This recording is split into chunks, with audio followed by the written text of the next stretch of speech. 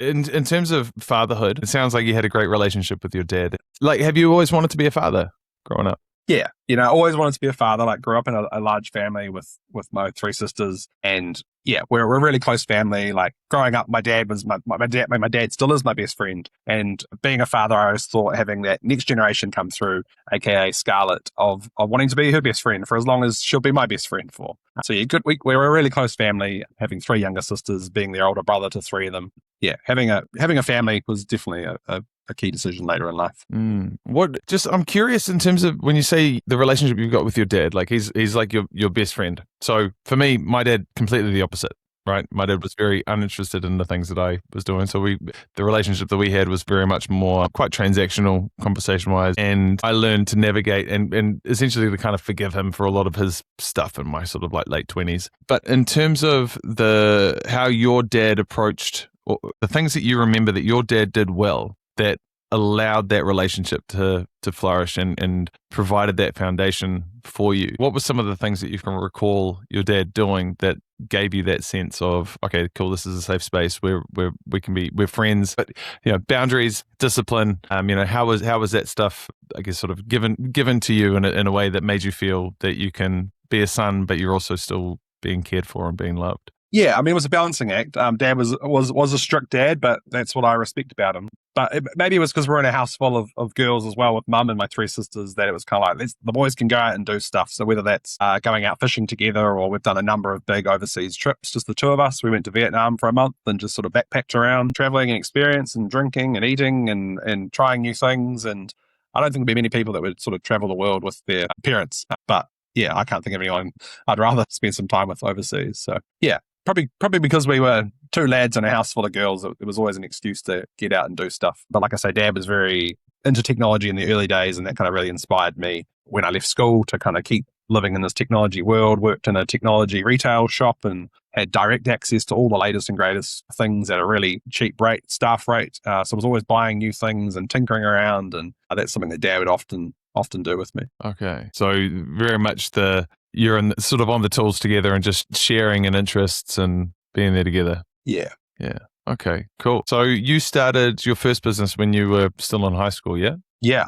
So started my first business while I was still at school as part of the Young Enterprise Scheme. Back then, we were converting people's videotapes into DVD, which at that time was world leading. It was really hard to do that. People had all these weddings and kids' first steps on old school VHS tapes.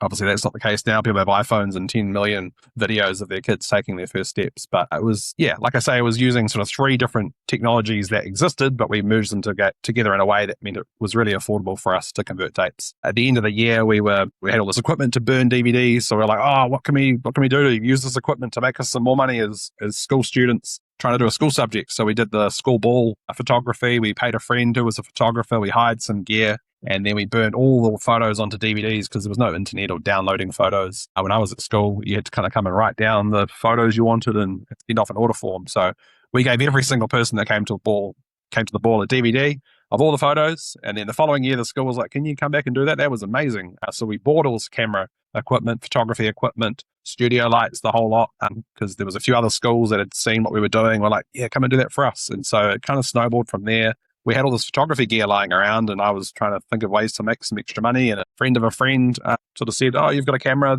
We need the Hurricanes billboard shot for this gym. Can you come along? And I was like, yeah, I do all that stuff all the time. But the truth was, it was my very first commercial job was shooting a billboard for the Hurricanes, and did that and got paid probably still the best rate I've ever got paid for the amount of time I was there, and kind of thought, oh, there's actually money in this photography. If you get into the right circles and know people, it can actually be really cool. So yeah, it just snowballed from there. I had a camera and had a desire to get into some cool places. And yeah, now I can't think of life without a camera by my side, and the amount of people and I've got to meet over the last 20 years and the places I've been able to travel. Just taking photos has been really exciting. I've got more photos on my phone of my son than my grandma probably ever had in her entire life of herself. Snapstar started not long before sort of the first iterations of social media, or even the first iterations of the iPhone, right? Or the selfie, as far as I can recall it too. So how has people's ability to take their own photos impacted your business and the work that you do as a professional photographer? Yeah, it's definitely affected a bit. It depends what the moment is. Like, if people are wanting to capture a moment,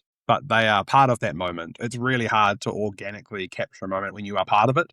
Like if you were at a wedding and you're part of the wedding, you can't exactly sort of take a selfie or do it justice without being present in the moment. And even I struggle with this sometimes when I get invited to events without my photography hat on. I'll be kind of sitting there and kind of getting the itch. I should be at the back of the room because I could get an angle over the whole crowd and see how big this room is. And I've got to remind myself, like, you're not here as a photographer. Switch that bit of your brain off, and it's really hard. But there'll always be times where people need photographers where they need something specifically captured, or they want to do it in a specific way or a consistent way. Like, a lot of my work now is doing corporate headshots for clients, and they'll get me back in every couple of months when new staff start because they want that consistency. They know they're going to get great photos. I'm sure they could probably buy a camera themselves and leave it in a drawer when someone new starts. They could take a passport photo, but that's not what they're wanting. They're wanting to really capture a person at their best. And that's quite hard to do without the right equipment, but also with the right sort of eye for what you're actually capturing.